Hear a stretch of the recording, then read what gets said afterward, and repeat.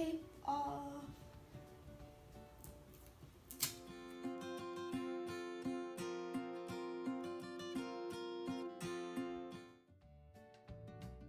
Hey guys, and welcome to the recovery room. So today's video is something I've been procrastinating actually for a few weeks because I wanted to get it right, and I know that it's really, really important that you guys and other people who might just stumble across my channel, they'll need it. And just for general public to know the facts and know what's going on. So as you can see in the title below, this video is on mental health. I have a confession to make. I have chronic depression and anxiety. It probably goes along with my other health problems, but it might not. I just may have depression because I have depression, and that's okay. My depression doesn't define me, and it really doesn't control me, because I know that I am stronger than it is. So before we go into the rest of the video, I just want to put in a little disclaimer that I am not trained in any way. Most of the facts that I'm going to say I got off the internet doing my research and just from personal experience. So yeah, let's get started.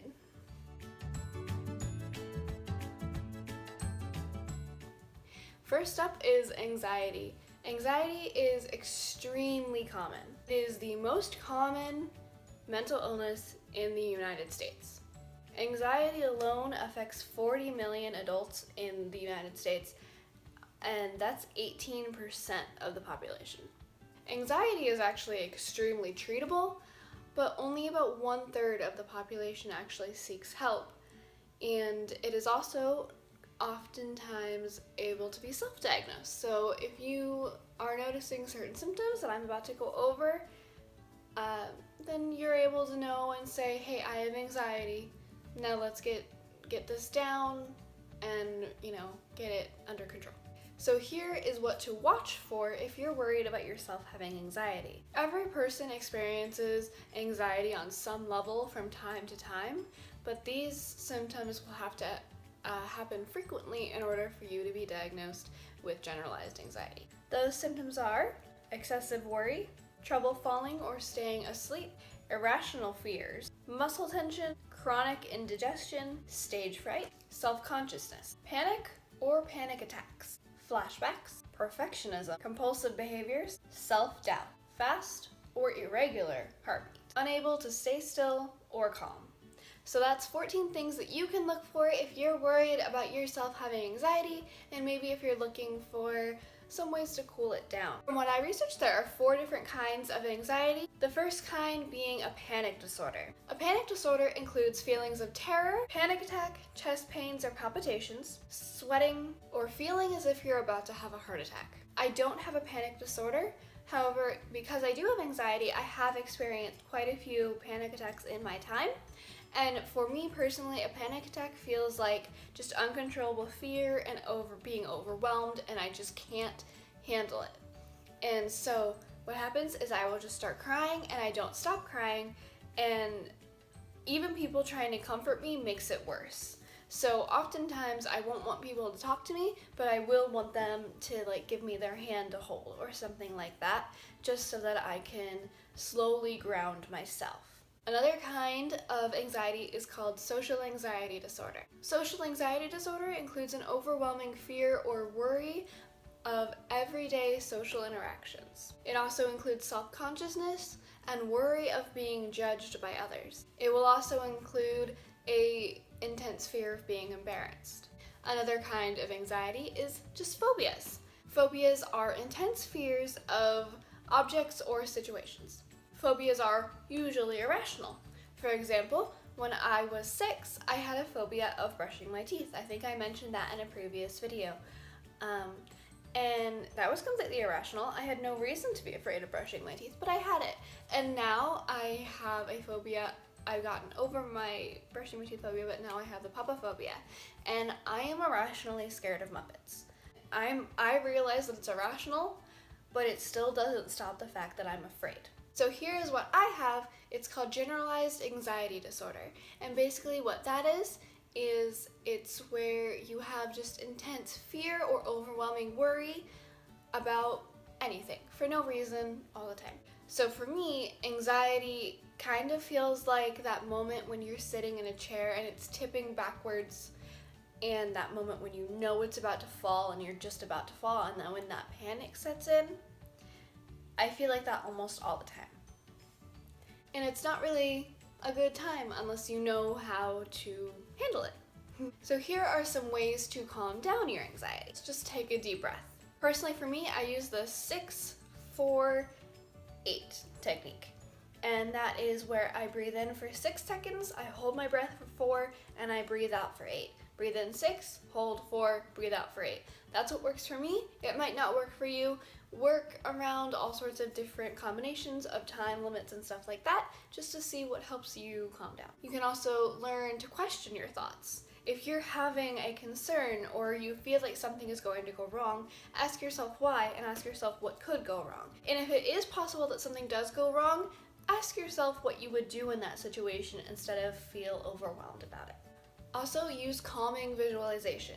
If watching the sunset calms you down, then close your eyes and imagine that. Or if, holding a teddy bear or looking at teddy bears calms you down, imagine that. Just visualize the calming things that will help your anxiety settle. Dr. Kelly Hyland said, practice observing thoughts, feelings, emotions, sensations, judgments with compassion or without judgment. This just means spend a little bit to observe what's happening with yourself and what's happening with others. In order to create a better understanding of yourself, you need to take the time to observe and create conclusions for yourself. You can also use positive self-talk. If something feels like it's going to go wrong, just, hype yourself up. Tell yourself that you're going to be okay, that you're going to do this, this, and this to make sure that it's okay, that you know you're going to survive this, and that you know that you're stronger than whatever could happen to you. You can also focus on the moment. It's what a lot of people call grounding. Grounding is what I use personally the most often to calm myself down. Grounding is where you look around, find 5 things you can see, 4 things you can touch, 3 things you can hear, 2 things you can smell, and 1 thing you can taste. You don't have to do all 5 of those things when you're having an anxiety attack, and I found that it's often good to do all 5 when I'm having a panic attack, but personally when I'm having just regular generalized anxiety before bed or something like that, I just do the hearing. And that's just my personal experience. So what I'll do is I put on a YouTube video and I'll just listen. I'll listen to the YouTuber's voice. I'll listen, if it's a gaming YouTuber, I'll listen to their game sounds. I'll focus on the air in the room. I'll focus on every single little thing I hear until I'm hearing even just the quietest sounds. And usually by the time I can hear what's quiet, I'm okay again. Another thing to do is listen to your favorite music. List out your activities and tell yourself that it's okay if you can't do all of the things on your list. So that involves positively encouraging yourself and giving yourself options so that you prioritize your mental health. There's a video link in the description that my friend linked to me that will help a lot with that, and she describes it much better than I can. It's what she calls chunking your day. Do a favorite activity, such as dancing or playing an instrument or anything of the sort that takes your mind off of what your anxiety is telling you. And with all of those things, just remember that everyone's anxiety is different. Some of these tips may work for you and they won't work for others, or the other way around. And it's okay if this doesn't work. Just keep trying and keep trying until you do find something that works. And also just remember that you are stronger than the thoughts and fears that you are experiencing. So depression is also quite common. Depression can affect everyone, and depression affects 6.7% of American adults. That's more than 16 million adults just in the US alone. So what to watch for depression is persistent sadness, sleeping too much or too little, reduced appetite or weight changes, loss of interest in activities, restlessness, irritability, persistent physical symptoms that don't respond to treatment, difficulty concentrating or remembering, fatigue or loss of energy, or feelings of guilt, hopelessness, or worthlessness. From my research, I found 5 different types of depression. The first type is major depression disorder or clinical depression, and that is what I have been diagnosed with. That is characterized by an inescapable and ongoing low mood, often accompanied by low self-esteem and loss of interest in activities. And in order to be diagnosed with that, symptoms must be present every single day for 2 weeks. The next kind is persistent depressive disorder. The persistent depressive disorder is basically a longer lasting form of major depressive disorder, and it's supposed to last most days for 2 years. However, it does not reach the severity of major depressive disorder. There is also postpartum depression. That is depression following childbirth, and it lasts at least 2 weeks up to a year. There is premenstrual dysphoric disorder. That is a severe form of PMS, and women experience depressive symptoms up to a week before their menstrual cycle.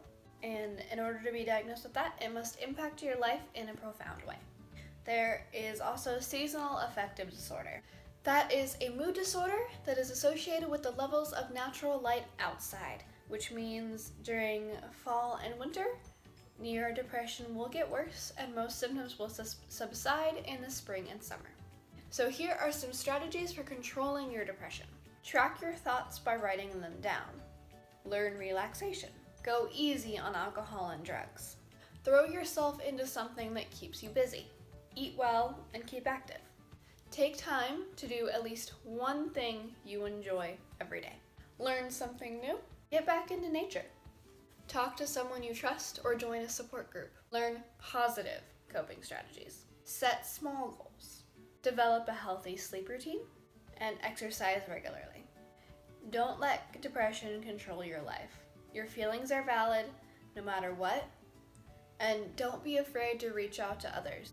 You never know how many people are feeling similarly to how you are. Self-esteem is defined as confidence in one's own worth or abilities. Many people struggle with low self-esteem, and it's actually something that is very commonly talked about now, which personally I think is a good thing, because then we have more of a chance to raise each other's self-esteem than keep it quiet that we don't feel good about ourselves. So some ways to raise your self-esteem is practice self-care. Stop and take notice of your impulses. Identify triggers that cause your low self-esteem. Acknowledge your reaction to things. Accept that you have impulses. Develop skills such as experiencing feelings in a way that you can identify your needs. Detachment. Learn to say no when you need to. Assertion. Say what you want, feel, and need. Manage your inner critic. Focus on what goes well. Aim for effort rather than perfection. View mistakes as learning activities. Edit the thoughts that make you feel like you're worth less. Remind yourself that everyone excels at different things. Try new things. Give yourself credit for what you do. Recognize what you can change and what you can't. Take pride in yourself. Accept compliments and relax. One thing that I did to improve my self-esteem, because my self-esteem is actually pretty high now, is I took for years, this took a long time, is I took just one thing about myself that I wanted to like. And I just took that one thing every day and I worked until I liked it. And in the case of my personality, if I didn't like something and I could change it, then I improved myself. If it was something about my appearance, I just learned to love my own appearance. And now I can say with absolute certainty that I love who I am and I love who I'm becoming, and that's because I've worked at it for so long. And so just know that this will take time and you will survive this. Stay determined. So of course I've been listing off all of the ways to take care of yourself, to treat your own mental illnesses, but even outside of having a mental illness or having a breakdown or whatever you're going through, just know that your care is most important. Take care of yourself and make sure you're putting yourself first, because you are the most important person in your life and never ever take yourself for granted. Take moments every single day to accept yourself. Think inside of your own mind and make sure that you know who you are, or if you don't know yet, take time to experience yourself. Have conversations with yourself. You're a human being, and it's okay to want to talk to yourself. I talk to myself all the time. I'm mumbling to myself, or I'm just having conversations in my head, and that is okay. It is okay to work towards learning who you are. And so take care of yourself. I've said yourself about 7 times, but take care because you matter. Medication is a pretty touchy subject when it comes to the mental health community and even outside of it. And I am on an antidepressant. I am on Lexapro, and it has been helping a lot. I am actually super happy, and even when I do get down into depressive episodes, I'm able to bring myself back up because of my medication, because it is my partner in my battles. My medication gives me the tools I need to conquer the thing that I'm not strong enough to conquer on my own. And that's okay. I am not weak for needing medication. I am strong for admitting that I need help. And if you don't feel like medication is right for you, that's okay. But just know that if you're thinking about getting medication to help control your illnesses, that is okay, and no one will judge you for it, and you are strong. And you will get stronger even on medication, because you will have to continue to fight those battles. It doesn't end just because you're taking a pill, but it gets easier to fight because you are given the tools that you need. So along the lines of medication, that is to get help from some professional, from a parent, from a teacher, or from a friend. My personal recommendation is to go to a parent or someone who can take care of you and bring you to a doctor and say, hey, I'm feeling this way. Can I please get help? Please don't freak out on me. That will only make things worse. And if you need to, show your guardian this video just to say, hey, I need help and I don't know how to tell you this without making you scared. So can you please take me to someone who can help me? And for me, it was a huge battle to find a therapist, but my therapist told me that I needed medication, and I went to my regular doctor. We told him that the therapist recommended it. He said okay, and it wasn't a big deal. He didn't care, and seeing my age and all of my health troubles, it wasn't a surprise that I was struggling with depression. And of course, I was screened for suicide and self-harm, and I passed both because while I've had those struggles in the past, not anymore. And I was able to conquer those struggles on my own, but I needed help to conquer my depression and my anxiety. It's okay if you don't want to see a professional. That's your choice, and that's fine. And honestly, talk therapy doesn't help me. Talking it out really doesn't, because I'd rather stay up late talking to a good friend than have an hour session of someone professional who doesn't really know me. So if you're not going to see someone professional, please still reach out to either a parent or a guardian or a friend or a sibling or someone. Reach out and find people who will hold you up when you need them to. And find people who will help teach you how to be stronger in the end. Finding daily joy in your every life is difficult, and it takes a lot of time. But for me, I was able to, because I was able to take a step back and realize that something was wrong. And I was able to reach out for help and talk to my friends and eventually get a therapist and eventually get medication. And now, just because of who I am and how happy I am, and I'm just happy in general, I'm able to find that daily joy that I crave and so many people crave. And so please just don't give up if it gets hard. If you're not having the daily joy after a week of trying, just keep going. This is worth fighting for. Your happiness is worth fighting for, and I hope you know that. And I hope you know that I really, truly do love you, even if I haven't talked to you before. I want you to be okay, and I would do anything to fight for you to be able to be okay. Just don't give up on the fight, because I know you're strong enough, and I know you will be able to achieve that happiness that you deserve, even if right now it doesn't feel like it. So in closing, I just want to read off a quote by another YouTuber, Thomas Sanders.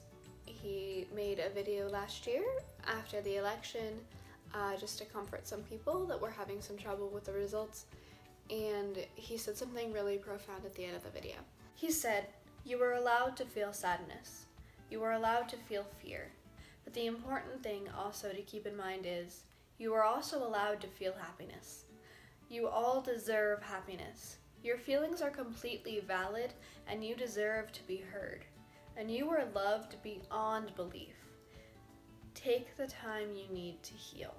And hearing that, my first thought was, the people who watch my videos and my friends need to hear that quote, because it's a really, really good quote. Because he's right. You're allowed to feel sadness, and if you need to take a few days, that's okay. But also remember that you are allowed to, and you deserve to feel happiness. So down in the description below is my Twitter handle.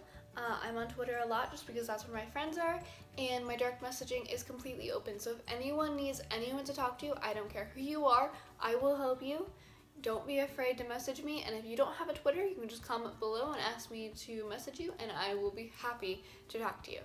Also in the description are the resources that I used for my research, because I did a lot of research for this video, and also the video on chunking your day, and 2 Thomas Sanders video of just lists of reasons to smile. And at the end of one of those videos is the quote that I read, and he said it so much better than I could ever. Just don't be afraid to reach out to anyone, whether it be a family member or just a friend, or even a teacher, or someone, just anyone. Just start to admit that something's wrong to yourself, and continue on to admit to other people. And you'll find it easier once you have that support group. So I love each and every one of you. Get plenty of rest, drink extra water, and stay strong. And Esteem out.